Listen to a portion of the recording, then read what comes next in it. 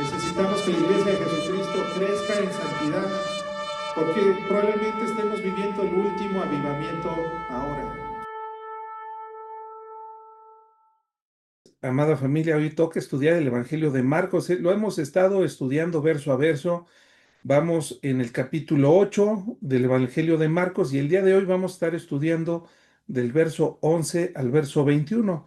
Es la clase número 27 desde que comenzamos a estudiar este Evangelio. En esta ocasión tengo preparada una breve presentación para ir ilustrando la lección que se titula El peligro de ver milagros y seguir sin creer.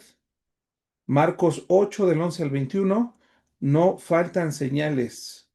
Hay personas que dicen, yo creería en Dios si tan solo Dios me diera una señal, si tan solo viera algún milagro grande, alguna señal ostentosa, entonces yo creería en Dios. Si Dios me pudiera hablar con claridad y yo lo escucharía, entonces seguramente me convertiría en su más fiel y grande seguidor.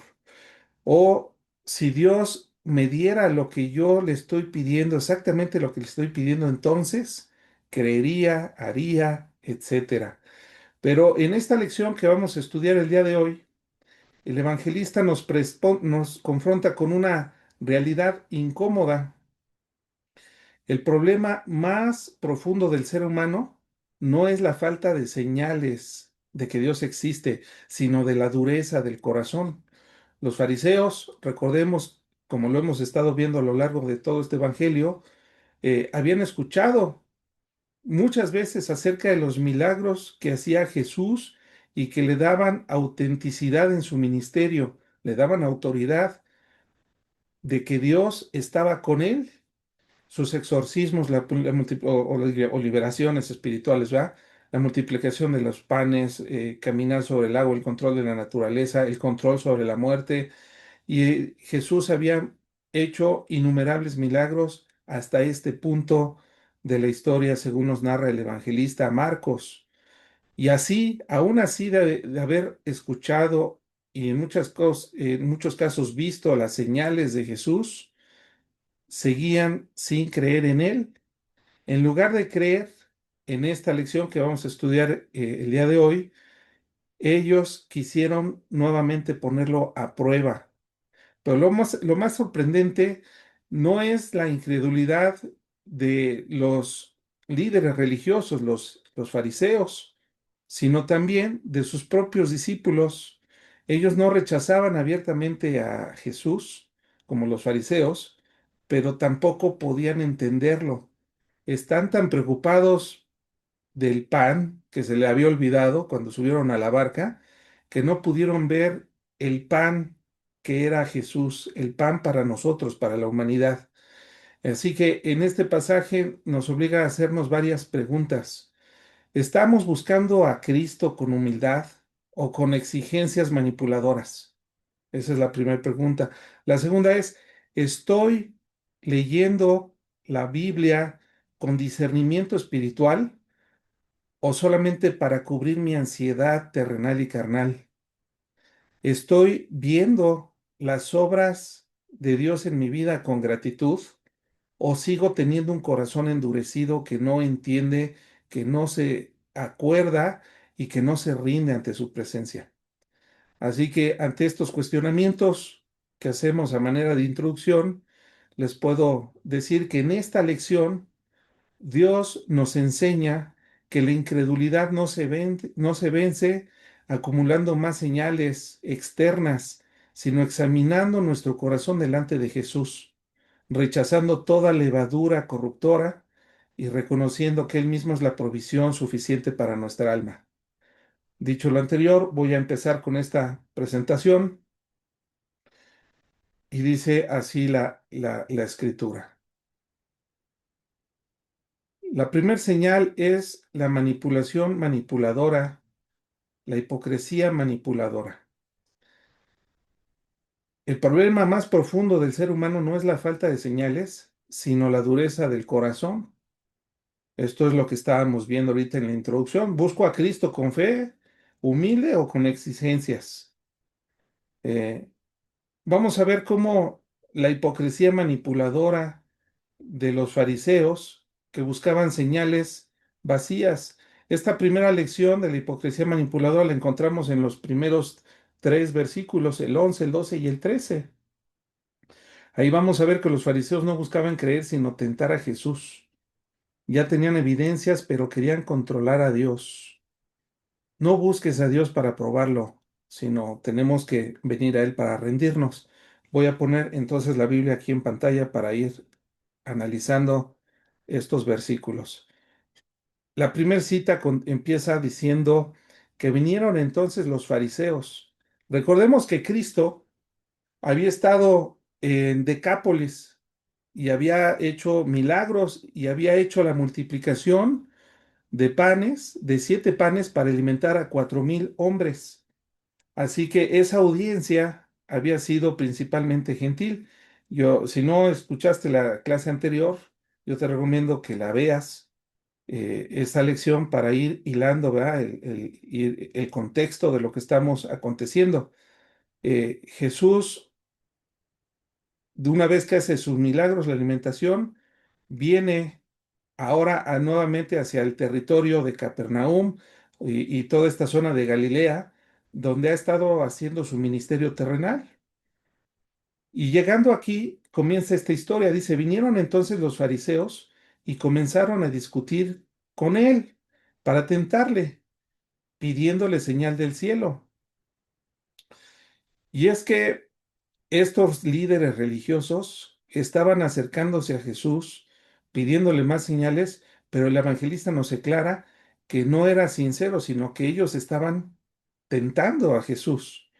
Eh, Ellos no buscaban otra sanidad, no buscaban otra liberación, ¿verdad?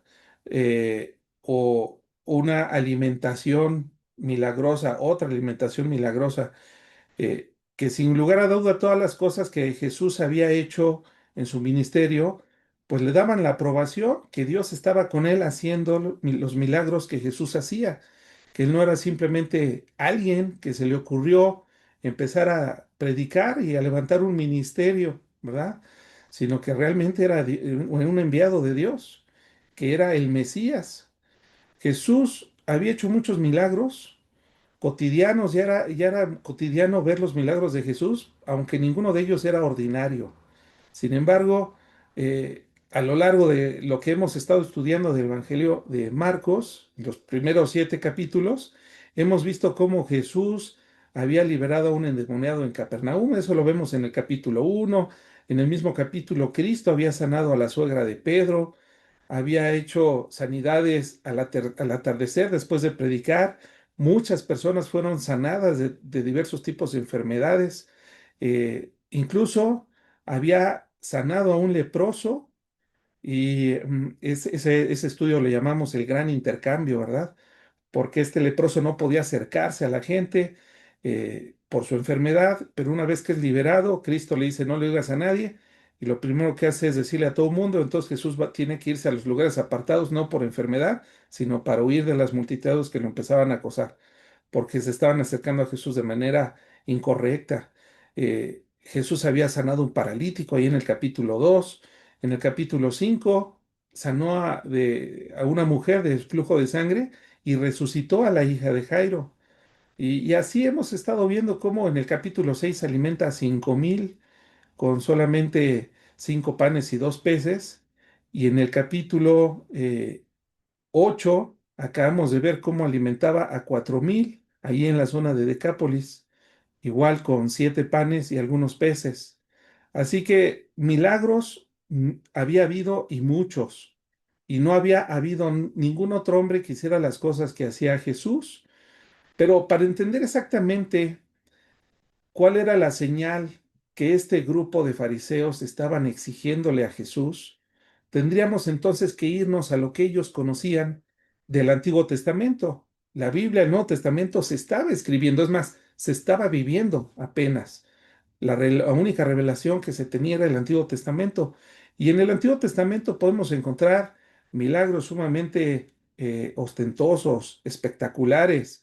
Por ejemplo, por mencionar algunos, la zarza ardiente donde Dios se le aparece a Moisés, o la vara que se convierte en serpiente cuando Moisés la arroja delante de Faraón, la separación del Mar Rojo, o cuando los israelitas conquistan Canaán, cómo cruzan el río Jordán, que también se detiene, se abre para que pudieran cruzar como en seco bajo el liderazgo de Josué, en el primer capítulo del libro de Josué, la caída de los muros de Jericó, o los milagros de Elías, ¿qué tal?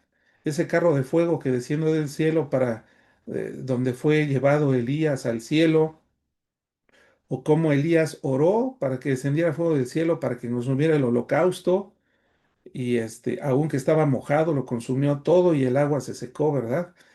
O cuando ora también Elías y desciende fuego del cielo y consume al capitán y a 50 hombres que habían ido a buscarlo, ¿verdad? Y lo hizo dos veces ahí en Primera de Reyes, capítulo 18, verso 38, en Segunda de Reyes, capítulo 1, verso 10 y 12, cuando desciende y consume a estas personas. Muchos milagros, la fosa de los leones con Daniel, eh, cuando son arrojados los amigos de Daniel al horno de fuego y no arden, ¿verdad? No les pasa nada, ni siquiera huelen a humo, ni se ensucian sus vestidos, ni un cabello es tocado por el fuego. En fin, ¿qué es lo que le estaban pidiendo a Jesús? ¿Qué milagros le estaban exigiendo estos fariseos? Si Jesús ya había hecho muchos otros milagros.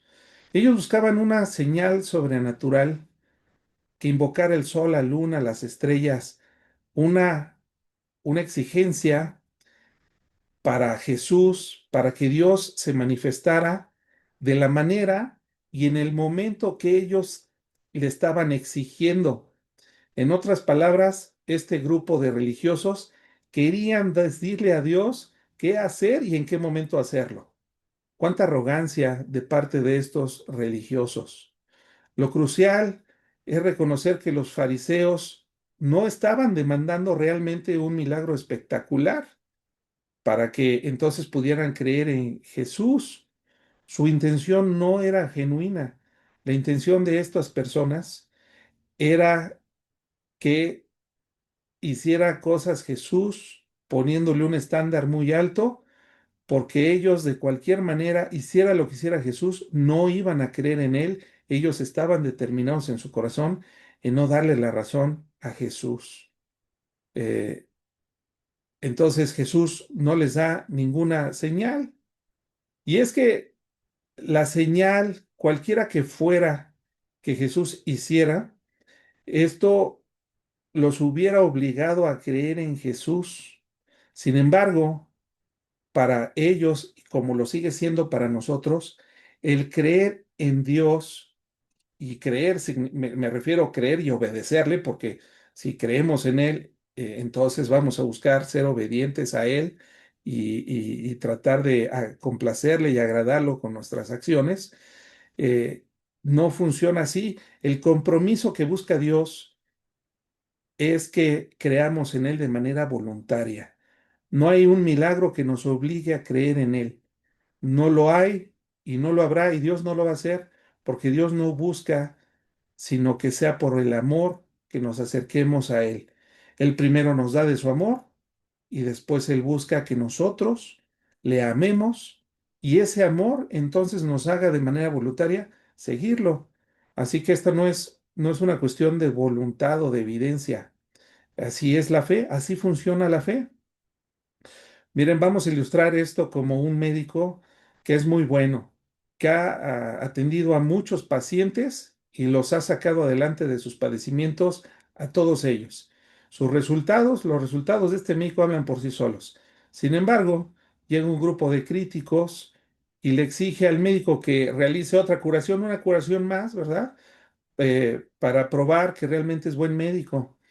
Si el médico, ¿qué es lo que hace? Bueno, pues lo único que tiene que hacer es suspirar y reconocer que no es la falta de evidencia, ¿verdad? Que no pueden reconocer su trabajo, sino que no pueden, no quieren creer en que él es un buen médico por las acciones que él ya tiene en su historial, que es evidente.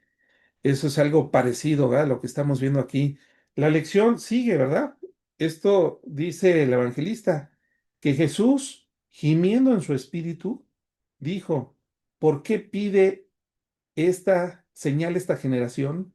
De cierto os digo que no se dará señal a esta generación.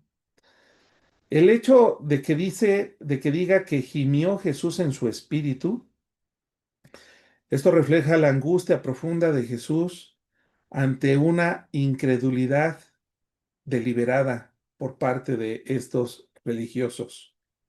Eh, esta expresión comunica la resistencia obstinada ante aquellos hombres ingratos a Dios que ocasionó, en primer lugar, dolor en el corazón de Jesús y amargura en nuestro Señor. Las palabras cuando dice gimió en su espíritu son, añade un énfasis todavía, ¿verdad? De que haya gemido en su espíritu.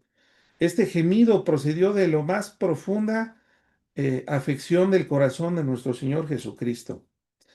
Eh, Esto no era simplemente un gesto teatral de Jesús, ¿verdad? Para que todo el mundo viera su desaprobación a la solicitud de los fariseos, sino que era una respuesta emocional genuina ante la ceguera espiritual de las personas que le estaban exigiendo esto. Ahora, Jesús se niega, no les da la señal, no les da lo que ellos están exigiendo, no porque no pudiera, sino porque realmente está cuestionando la motivación de estos líderes religiosos al hacerle tal petición. Eh, él no está, una señal no solo tiene sentido de alguien que está dispuesto a escuchar y dejarse transformar por la verdad.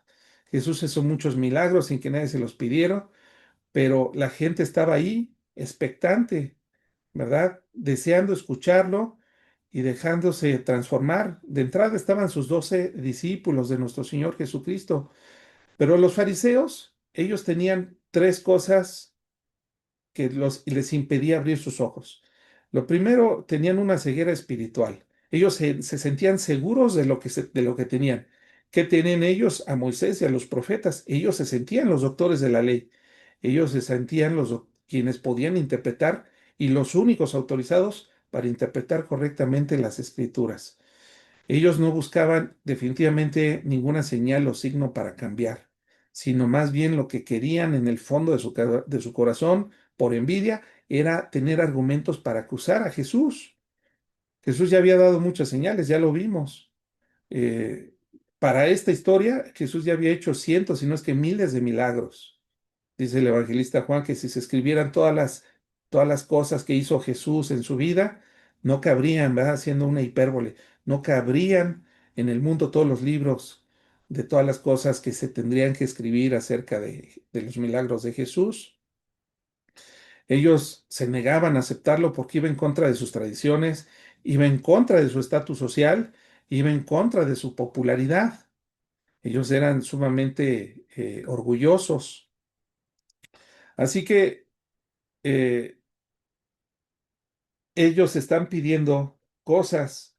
Jesús les dice, ¿por qué pide señal esta generación? De cierto os digo que no se dará señal a esta generación. Esta generación trae un trasfondo bíblico profundo en la historia del Antiguo Testamento.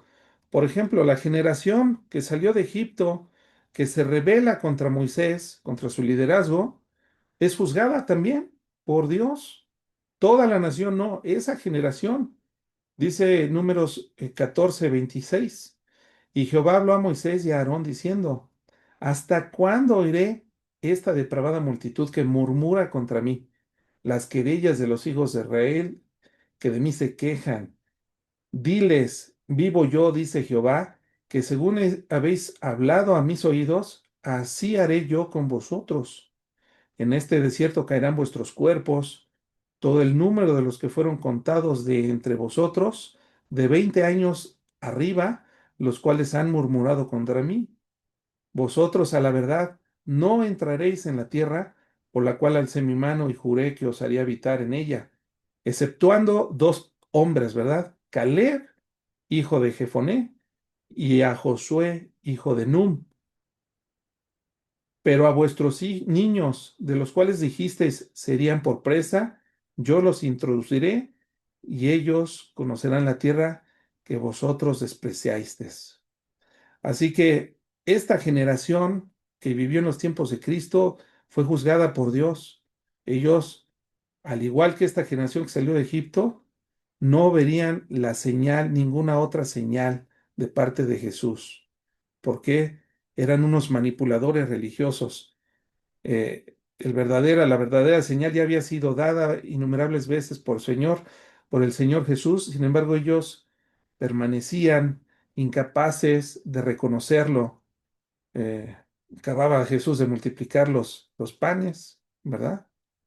Así había acabado de alimentar en dos ocasiones a 5,000 y luego a 4,000.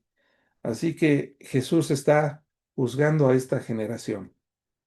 Voy a regresar al texto que estamos estudiando. Y dejándolos, volvió a entrar en la barca y se fue a otra ribera. ¿Por qué se fue? Eh, por indignación.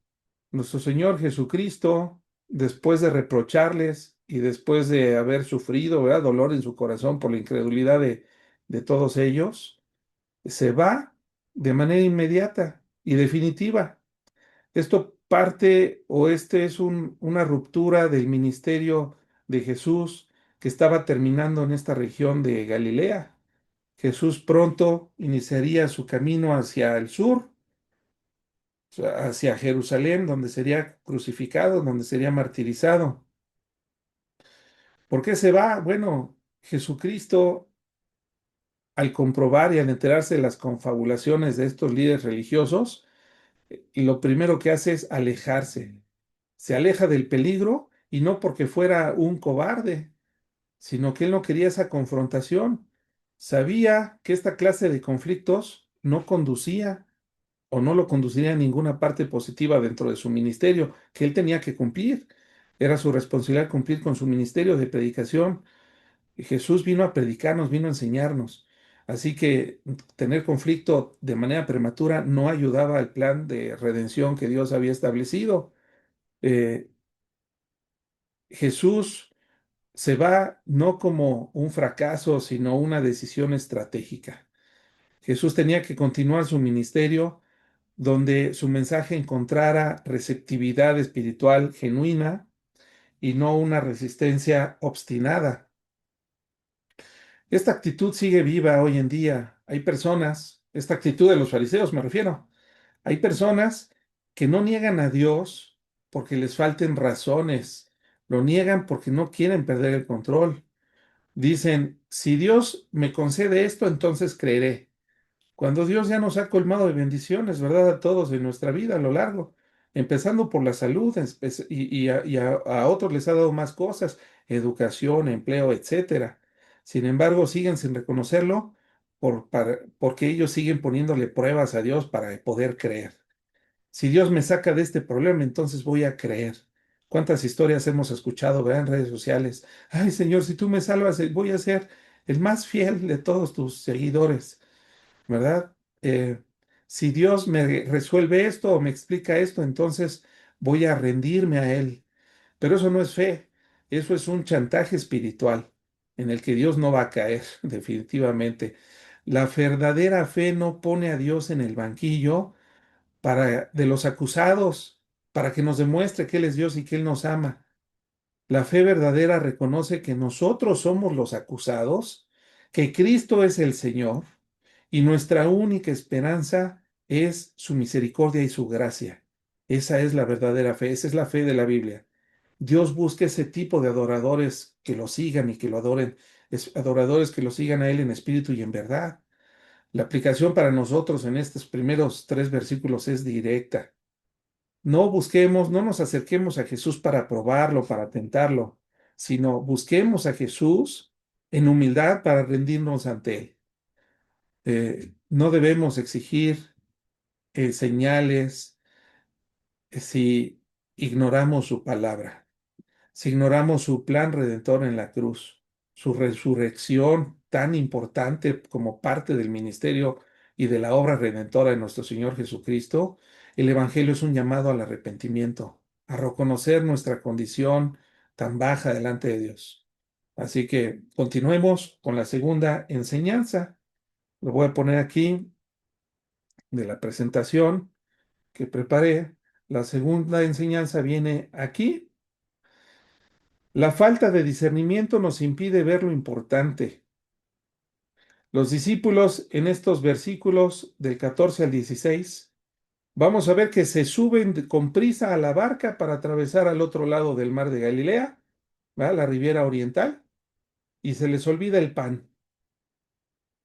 Y Jesús les advierte sobre la levadura de los fariseos y de Herodes. ¿Qué preocupación material me roba el discernimiento espiritual? Bueno, vamos a comenzar a analizar esta lección, la falta de discernimiento que les impide, nos impide ver lo importante.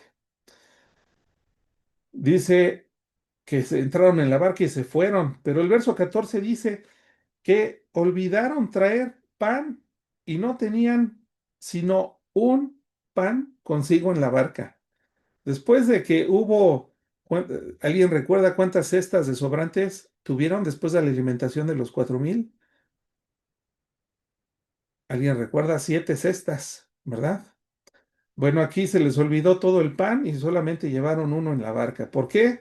Seguramente por la prisa que tuvo Jesús de irse de ahí para evitar ese conflicto que acabamos de analizar. Eh, Definitivamente no fue negligencia de parte de ninguno de ellos. Fueron las prisas. Somos humanos, ellos son humanos igual que nosotros y en esta humanidad no redimida, ¿verdad?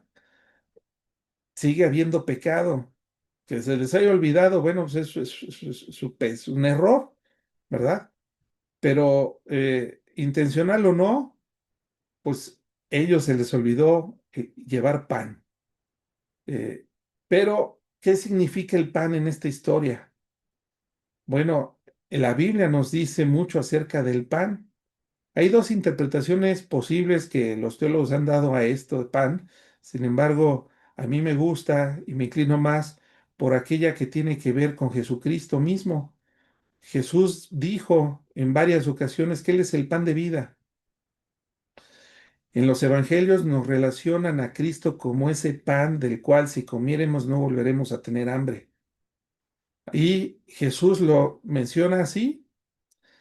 Eh, la ceguera espiritual es que aunque piden panes, los discípulos no son incapaces de reconocer que Jesús va con ellos, que Él es el que multiplica los alimentos, acá alimentó a 5,000 y luego a 4,000 y se preocupan porque solamente llevan un pan.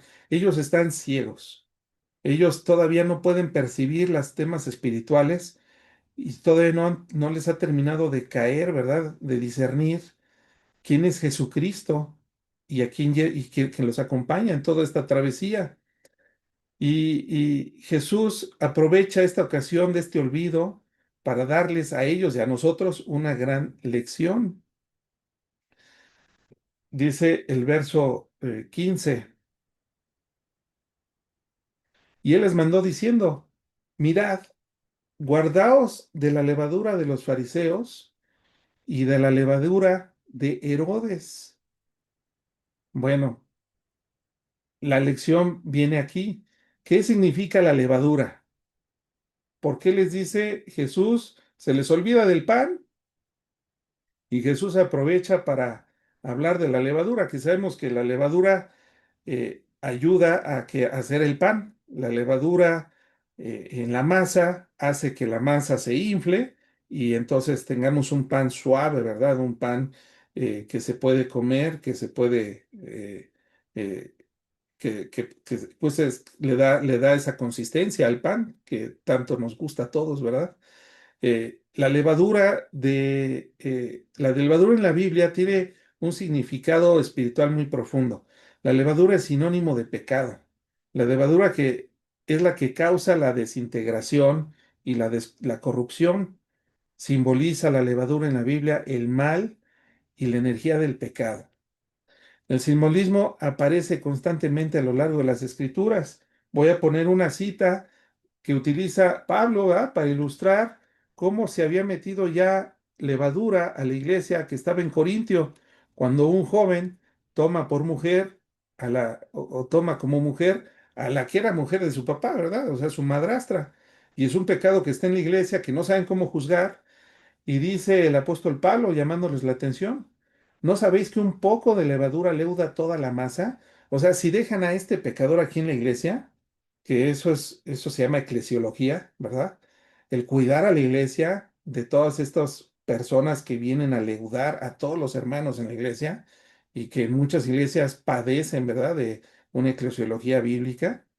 Eh, eh, el apóstol Pablo utiliza el ejemplo de la levadura un poco, si dejamos esta persona, nos va a leudar toda la masa, es decir, va a meter, va a contaminar a todos nuestros hermanos.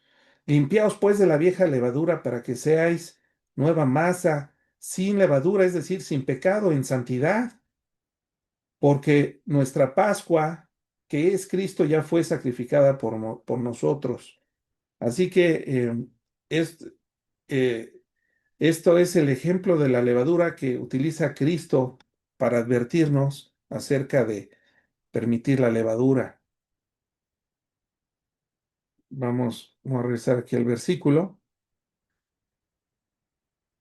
Pero Jesús no solamente les advierte acerca de la levadura, sino que aquí aparece la levadura, dos tipos de levadura: la levadura de los fariseos y la levadura de Herodes.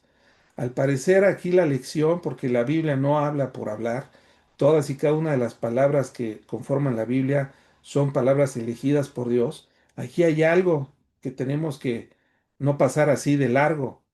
Aquí nos habla de dos tipos de levaduras. ¿A qué se refiere con la levadura de los fariseos y a qué se refiere con la levadura de Herodes? ¿Por qué Jesús está haciendo esa distinción en el texto?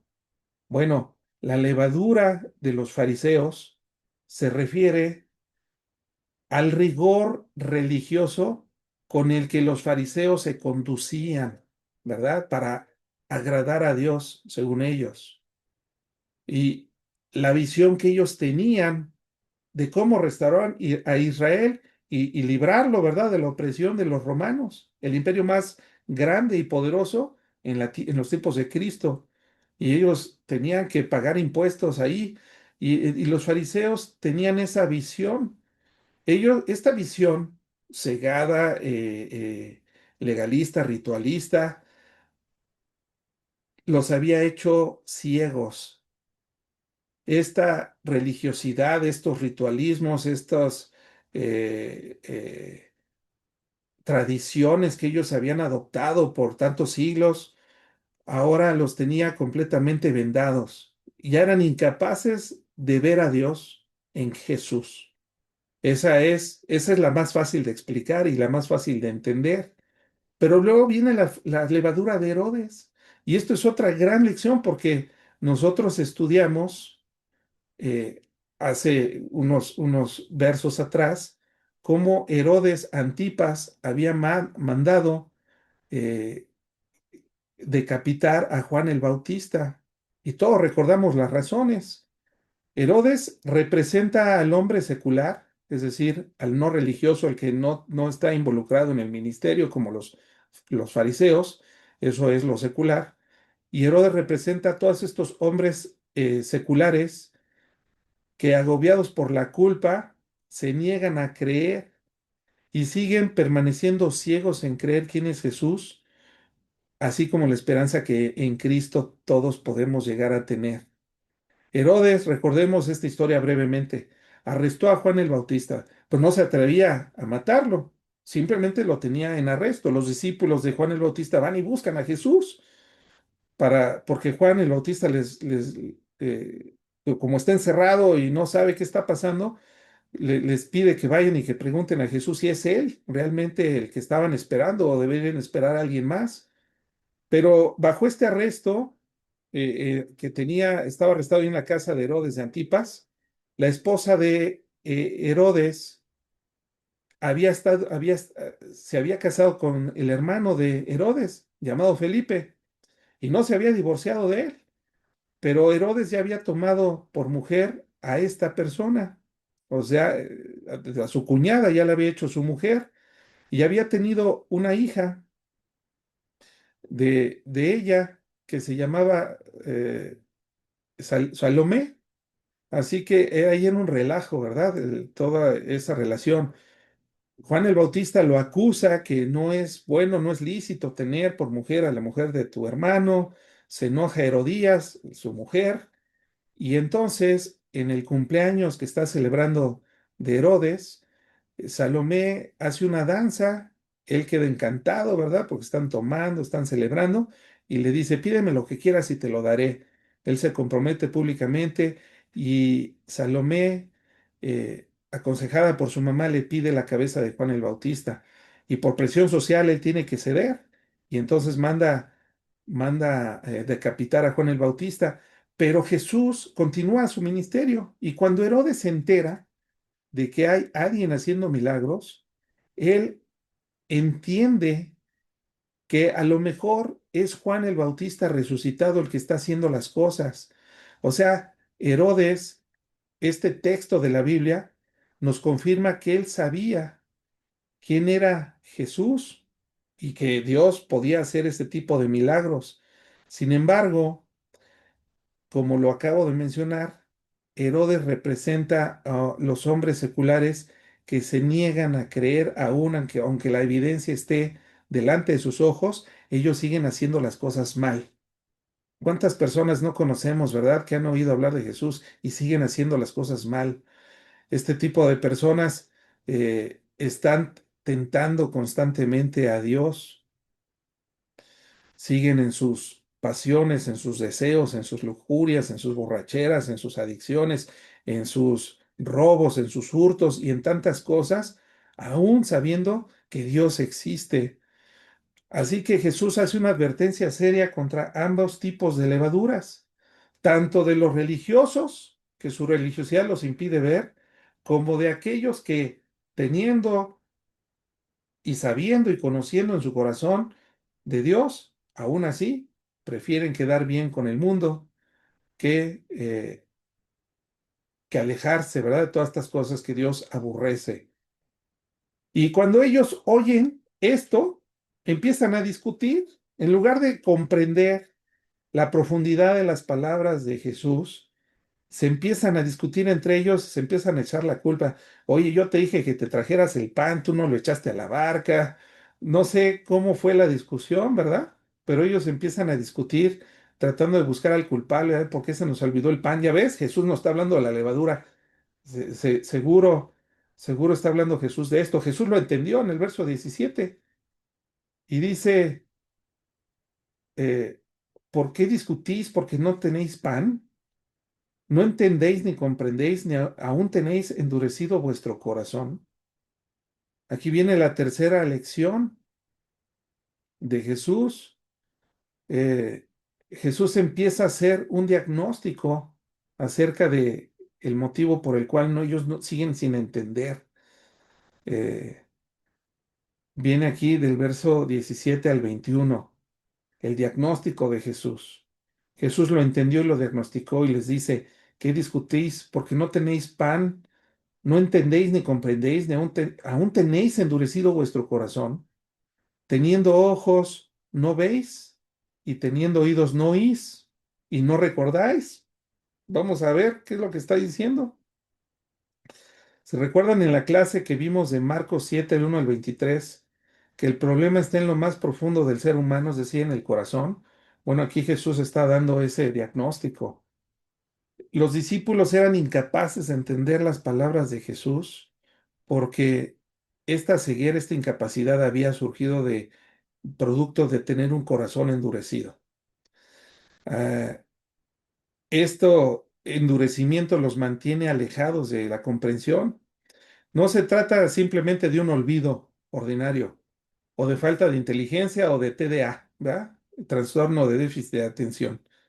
Es algo todavía más profundo. Se trata de una condición espiritual profunda que todos los seres humanos tenemos y con la que nacemos. Desde que Adán y Eva pecaron, entró el pecado en la humanidad y todo el mundo fue maldecido, toda la creación fue maldecida a causa de nosotros, del hombre, de la cúspide de lo que Dios había hecho en toda su creación, del ser humano. Así que este término al que se refiere Jesús, endurecido, por ejemplo, en términos médicos, se describe la osificación o calcificación de huesos rotos o el endurecimiento, por ejemplo, de la carne, enfatizando tanto la dureza como la insensibilidad o la falta de sensación. Esta tradición de hebrea de decir el corazón para los tiempos de Cristo, esto representaba el razonamiento y la toma de decisiones. Así que tener el corazón endurecido era casi, casi pues, como el equivalente a decir eres un cabeza dura, ¿verdad? Porque no entiendes, aún te lo explico y sigues sin entender. Así que tus decisiones son erradas o nuestras decisiones son erradas por ese endurecimiento de nuestro intelecto, que en lo más profundo está en nuestro corazón. Así que el corazón tiene tres roles importantes, al menos tiene tres roles importantes dentro de la Biblia. En primer lugar, el corazón es el centro de la vida integral. Así que en el corazón no solamente es el bombeo de sangre para nuestro cuerpo, sino también espiritualmente tiene una importancia. Funciona también para que sigamos vivos espiritualmente, así como físicamente hace que el cuerpo permanezca vivo, también nuestro espíritu. Es nuestra verdadera esencia, es nuestro verdadero yo. Lo que sentimos, lo que nos gusta, lo que nos entristece, lo que deseamos en la imaginación, el lugar donde concebimos, hacemos conexiones y soñamos, es en el corazón donde ejercemos nuestra libertad y nuestra toma de decisiones. Así que en la Biblia encontramos muchas referencias hacia las emociones y la actividad intelectual, nuestra voluntad y nuestra moralidad y nuestra condición espiritual en el corazón. Así que esa es la primera definición de la Biblia en el corazón. La segunda es que el corazón es en el corazón donde se ejercen las batallas espirituales.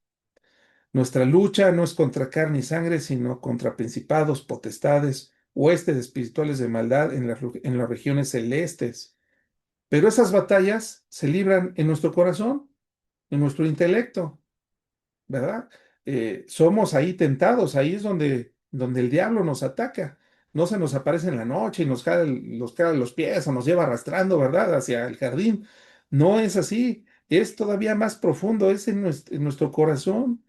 Ahí están las batallas de Dios.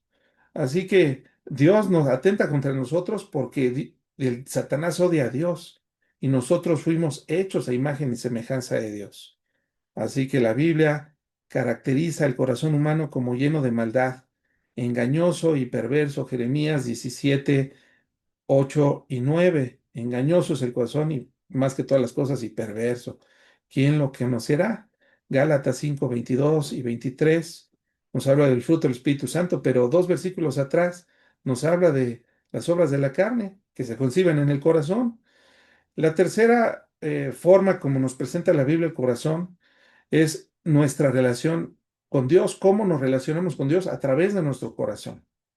Eh, en más de 300 citas bíblicas, en la Biblia nos aparece como el corazón con un significado espiritual y se refiere a la relación que tiene Dios con las personas.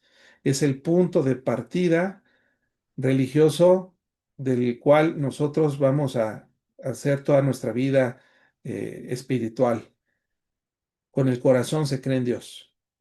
Con el corazón se desea, con el corazón se obedece, con el corazón se cumple la voluntad de Dios y con el corazón del redimido es la morada de Cristo, su paz y su amor. Voy a poner aquí un ejemplo. Cuando nosotros nos convertimos a Cristo, dice el apóstol Pablo aquí en esta cita de Romanos 10, versos 9 y 10, dice que si confesamos con nuestra boca que Jesús es el Señor, pero no solamente es una confesión externa, sino que también debemos de creer en nuestro corazón, en nuestro razonamiento, ¿verdad? Y creyeres en tu corazón que Dios le levantó de los muertos, o sea, que lo resucitó, entonces serás salvo. Porque con el corazón se cree para justicia, pero con la boca se confiesa para salvación. Y ahí está ligada a la fe, ¿verdad? La fe que está en nuestro corazón con lo externo, ¿verdad? Que es nuestras obras. No solamente es con nuestra boca, sino con nuestras acciones. Entonces, la fe tiene que ir acompañada con obras que testifiquen que realmente hemos creído. Pues la escritura dice, todo aquel que en él creyere no será avergonzado. Todo aquel que crea genuinamente en el Evangelio de Jesucristo será salvo. El apóstol Pablo también nos dice, aquí en el mismo, por poner un ejemplo, por cuestiones de tiempo no podemos ser exhaustivos, pero también dice, habla acerca de las personas ciegas, las personas que tienen ojos pero no ven y oídos pero no oyen. Dice, y como ellos no aprobaron tener en cuenta a Dios, como Herodes, ¿verdad? Por ir amarrando, ¿verdad? La enseñanza, como ellos no aprobaron tener en cuenta a Dios, Dios los entrega una mente reprobada para hacer cosas que no convienen. Las personas, si no tenemos a Cristo, no podemos agradar a Dios, aunque veamos muy bien, bueno, usemos lentes, vista cansada, ¿verdad? Pero aunque tengamos nuestros sentidos bien físicamente, seguimos estando ciegos espiritualmente. Necesitamos a Cristo, Él es la luz que vino al mundo. Así empieza el Evangelio de Juan, que alumbra a todo hombre. Jesús es la luz para que no andemos en oscuridad. Pero hay gente que, como estos fariseos o como Herodes, que prefieren andar ciegos. Así que ellos no ven ni oyen por dos razones principalmente.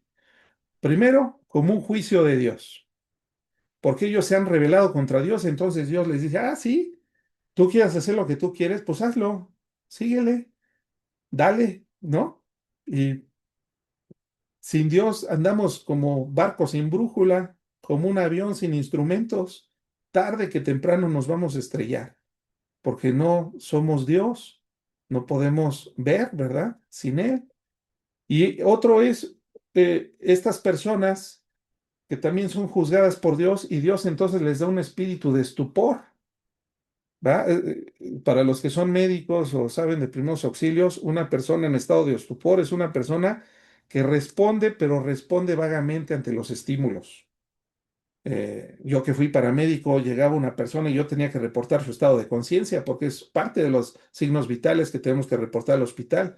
No, pues se encuentra en estado de estupor, es decir, le hablo y solamente hace gemidos, pues no se puede expresar, tiene los ojos cerrados, pero sé que me está oyendo.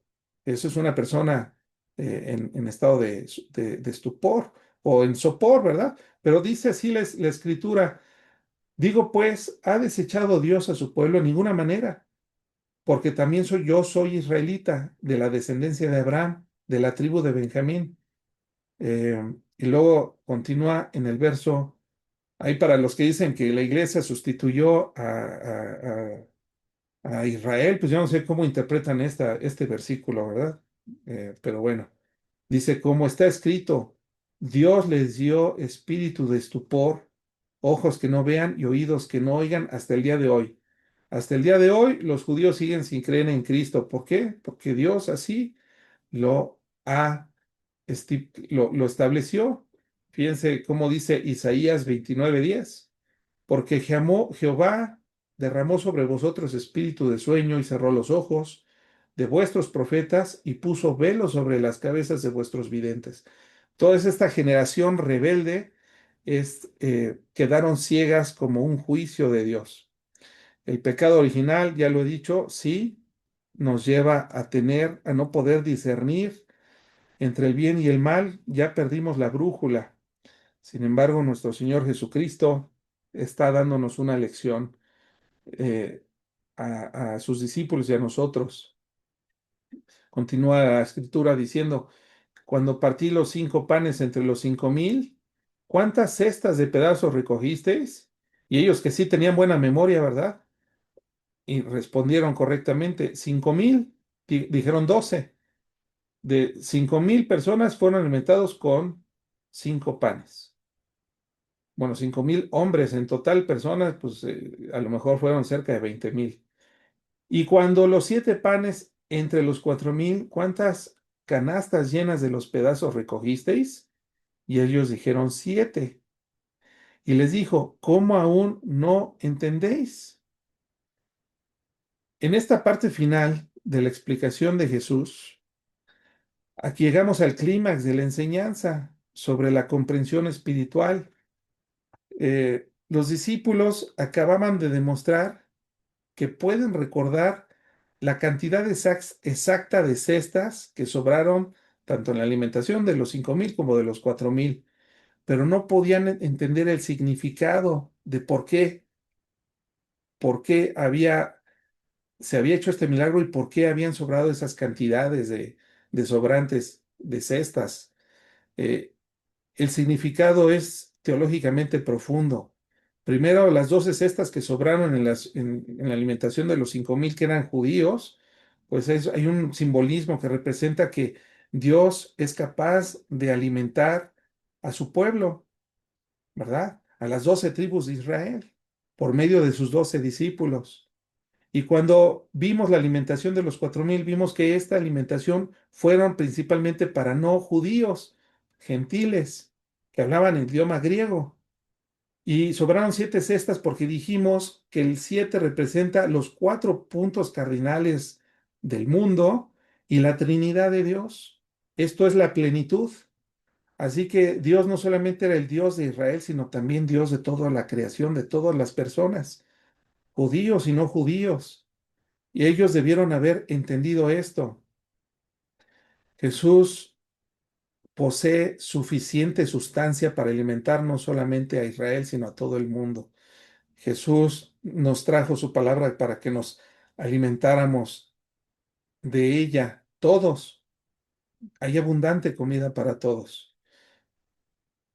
No se trataba solamente de pan multiplicado, se trataba de Cristo, el que multiplicó los panes.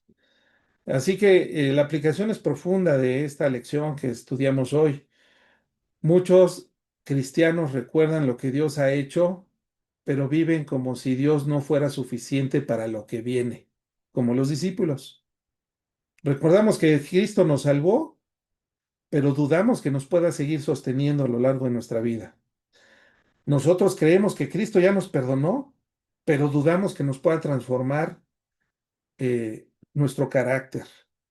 Recordamos que Dios ha provisto antes, pero vivimos angustiados todos los días como si no estuviéramos, como si estuviéramos solos y Cristo no estuviera con nosotros, como estos discípulos en la barca.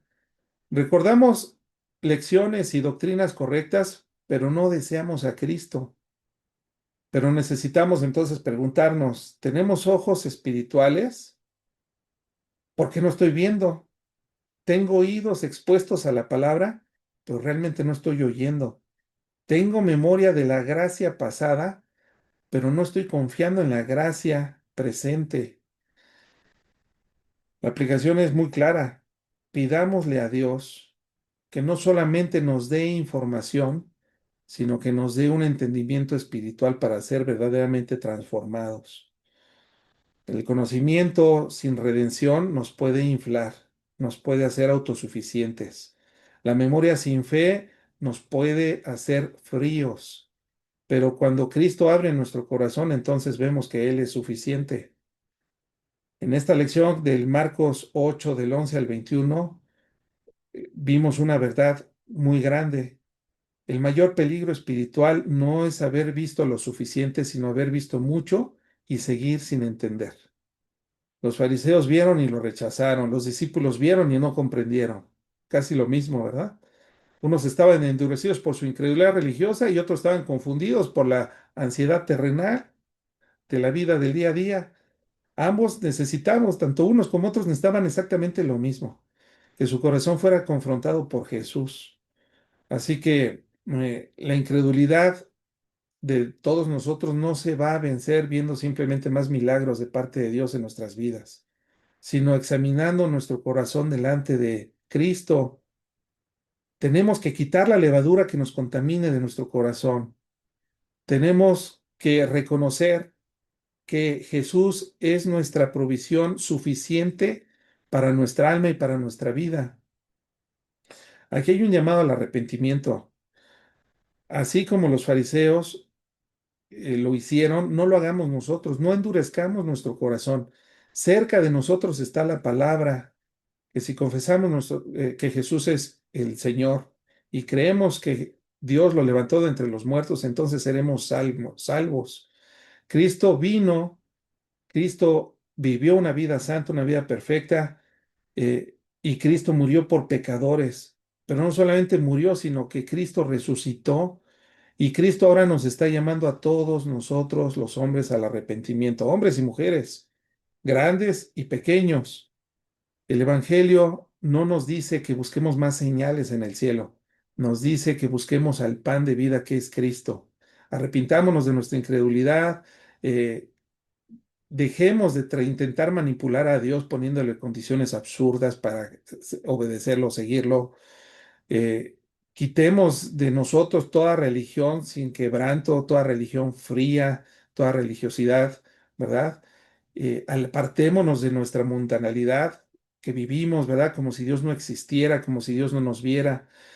Arrepintámonos de vivir preocupados por la provisión de todos los días mientras despreciamos el pan de vida que está en el cielo.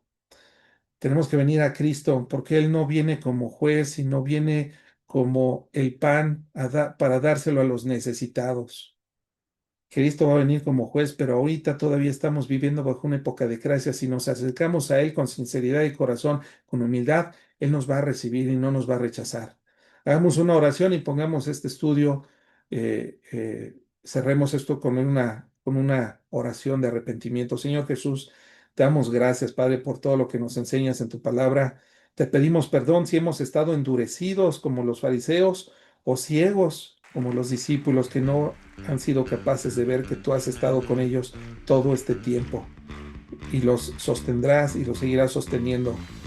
Gracias, Jesús, porque tú eres el pan de vida que si te comemos, Jesús, comemos tu palabra, tú nos darás vida eterna. Ya no tendremos hambre jamás porque seremos entonces seres eternos y viviremos a tu lado sin ninguna otra necesidad.